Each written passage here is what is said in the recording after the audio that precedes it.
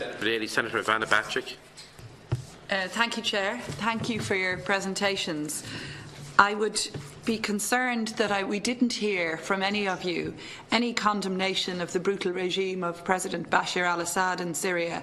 Our own Department of Foreign Affairs has briefed us on the on the fact that Assad has sought to undermine every effort at reaching a negotiated resolution to the conflict since 2011. And I think that while we may acknowledge the effect of sanctions on civilian populations, there is a reason why sanctions have been imposed against the Syrian government. And I think that is the reason, is the recognition of the brutality of the Assad regime.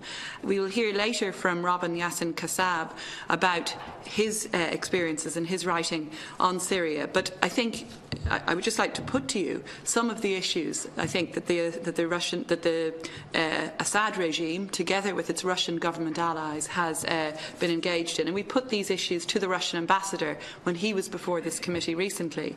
We know that there's over 900,000 Syrian people, civilians, under siege currently, and that hundreds of thousands are in eastern Aleppo, which is being bombarded by Syrian government forces, by Assad's forces, backed by Russian allies.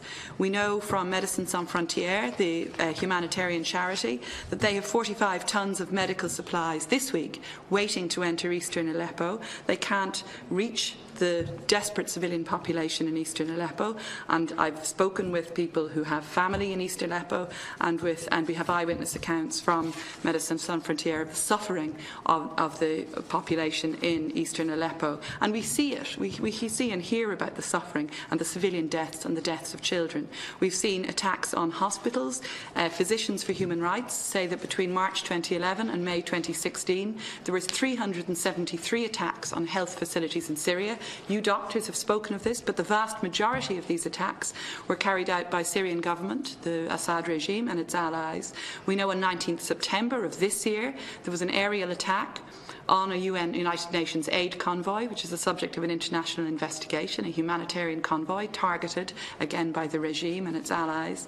And on 10th August we see accounts of chlorine gas attacks by the regime. So I'm concerned that we haven't heard from you an attack or any sort of critique even of the Assad regime. I'm very concerned that the first speaker made the comment that there is no moderate opposition in Syria. Even the Russian ambassador acknowledged to us that the Russian government is currently seeking to conduct local peace agreements, and indeed has conducted several, with moderate opposition groups through Syria. I think all of us would utterly condemn ISIS or Daesh and their appalling and brutal attacks on civilian populations. I absolutely agree with colleagues on that, and I think we're very conscious of the suffering of the Yazidi population and so on. So I think we're absolutely clear on that. We condemn ISIS outright because they have really brutalised the civilian population. But I think we also need to be clear about the attacks by the government, by the Syrian government on civilians, and by the fact that the Syrian government has resisted peace negotiations too. We've heard, finally, for the Grand Mufti, we've heard from the Irish Syria Solidarity Movement condemnation of your speech in 2011. I watched the video myself, and I know that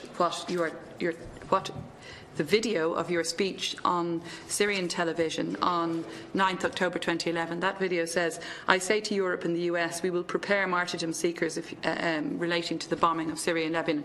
You've spoken about that, but I would like to say that I see you have had invitations withdrawn by other foundations following that speech. So again, I would be very concerned that that is the sort of speech that can inflame situations. It's certainly not, it didn't sound to me like a peaceful speech. So, I think in conclusion, Chair, all of us here want to see peace in Syria. We all would support any efforts to bring about peace in Syria that are genuine efforts, and we've put that to the Russian ambassador. We'll put that to anyone who comes before us. We want to see an end to the suffering of civilian populations in Syria, and clearly an end to so many Syrians, 13.5 million Syrian people now in need of humanitarian assistance. It's devastating to see what was a developed country falling into, and what was a secular and diverse country falling into this horrible chaos.